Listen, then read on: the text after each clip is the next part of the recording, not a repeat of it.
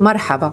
حاب اليوم أحكي عن أهمية تسهيل الوصول لخدمات الصحة النفسية داخل المخيمات، وخاصة مخيم البداو ونهر البارد بشمال لبنان، لأن هذا الأمر أساسي ومهم جدا.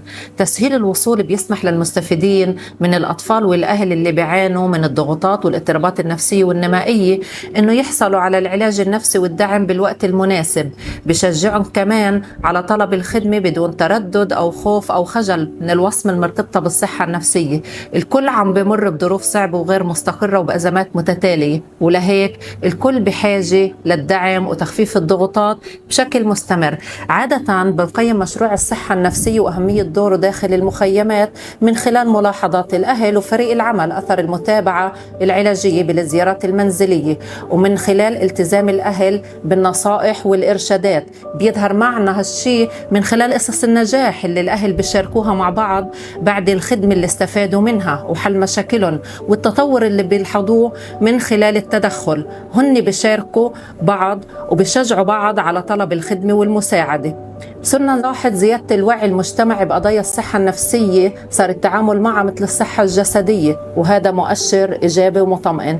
أنا كعاملة اجتماعية ضمن فريق الصحة النفسية بطمح إن أقدر أقدم الدعم لكل شخص بحاجة وأخفف من معاناته النفسية أو الاجتماعية. طموحنا الأساسي هو استمرار الدعم المادي حتى نقدر نواصل تقديم خدمات الصحة النفسية، لأنها حاجة ملحة وأساسية بالمجتمع الفلسطيني، وهن بدورهم بشجعوا غيرهم على طلب المساعدة. المستوى العالي من الثقة اللي بيمنحها المجتمع المحلي لمؤسسة بيت أطفال الصمود ومراكز الإرشاد الأسري في مخيمات الشمال هو بحد ذاته بيعبر عن أهمية خدمة الصحة النفسية اللي عم بتوفرها المؤسسة من خلال فريق عمل متعدد الاختصاصات، بالإضافة للسرية المهنية، المصداقية والبيئة الآمنة يلي عم بتوفرها للمستفيدين من الأطفال والعائلات في ظل غياب مثل هاي الخدمات بالوسط الفلسطيني من جهة، ومن جهة تانية ارتفاع أسعار هاي الخدمات بالعيادات الخاصة، والأسر الفلسطينية غير قادرة على تغطيتها بسبب الأوضاع الاقتصادية الصعبة اللي بتعيشها يوميا. من خلال عملي كطبيبة في مستشفى الهلال واحتكاك مباشر بعدد كبير من الناس، بسمع آرائهم عن المؤسسة وعن الخدمات اللي بتوفرها بشكل عام وعن خدمة الصحة النفسية بشكل خاص.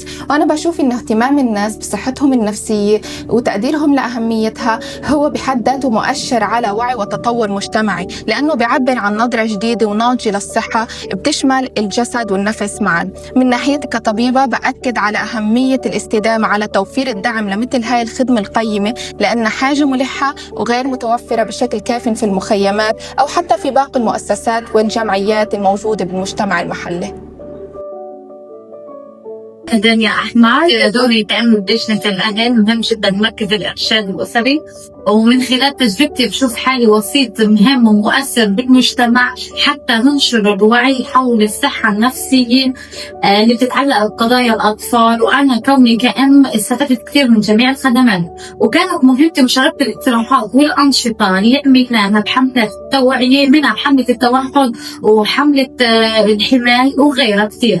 وشاركنا كثير زيارات منزلية وناقشنا فيها مواضيع مهمة، حتى زرنا بلديات ومؤسسات وروضات. وأنا كأم بلجنة الأهل عضو فيها واجب تشجيع الأمهات ليكونوا معنا ويشجعوا أولادهم بدون تردد أو خوف. بشكل عام مركز الإرشاد الأسري مهم كتير لأنه بيدعمنا وبيخفف عنا الضغوطات.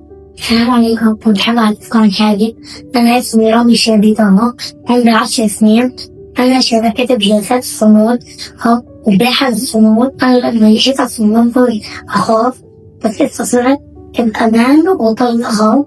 أنا قبل كنت أستحي، استطعت كان شيء صار عندي رفقة، وأنا وأنا من الصمود إحنا كنا نلعب باسكتبول عشان نلعب شوي.